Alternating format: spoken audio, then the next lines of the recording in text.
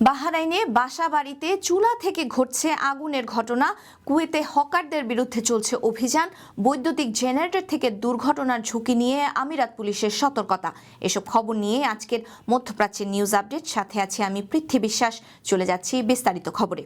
বাহরাইনে জ্বলন্ত চুলা থেকে একের পর এক দুর্ঘটনার প্রমাণ পেয়েছে দেশটির সিভিল ডিফেন্স এবং সার্ভিস প্রোটেকশন।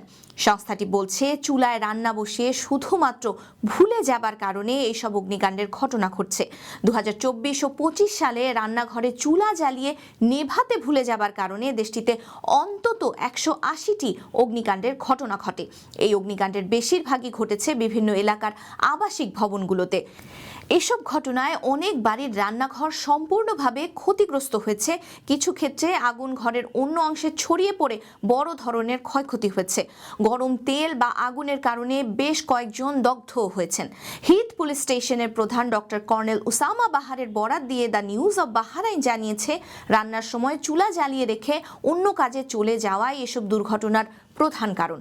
তিনি নাগরিক ও প্রবাসী সবাইকে রান্নার সময় সর্বোচ্চ সতর্ক থাকার আহ্বান জানিয়ে আরও বলেন, রান্নাঘরে যথাযথ বায়ু চলাচল নিশ্চিত করা, ফায়ার এক্সটিংগুইশার এবং ফায়ার ব্ল্যাঙ্কেট রাখা সহ প্রয়োজনীয় নিরাপত্তা ব্যবস্থা গ্রহণ করলে এ ধরনের দুর্ঘটনা অনেকটাই প্রতিরোধ করা সম্ভব। কুয়েতের বিভিন্ন আইন ভাঙার অভিযোগে একাধিক ব্যক্তিকে আটক করা হয়েছে।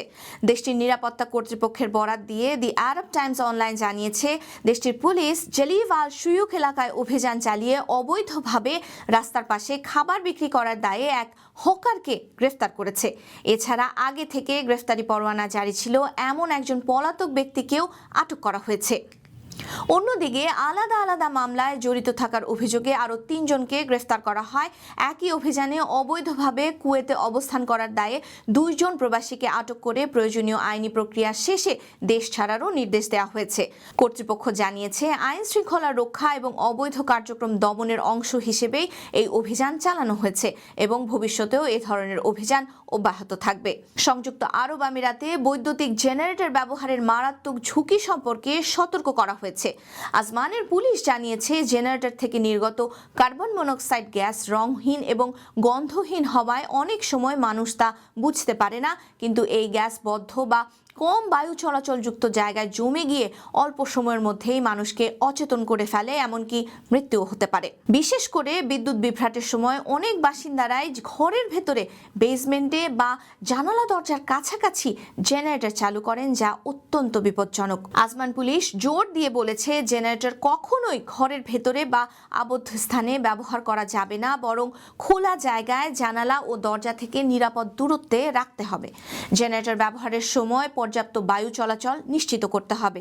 পাশাপাশি নিয়মিত জেনারেটরের রক্ষণাবেক্ষণ করতে হবে আর ত্রুটি দেখা দিলে সঙ্গে সঙ্গে তা বন্ধ করতে হবে।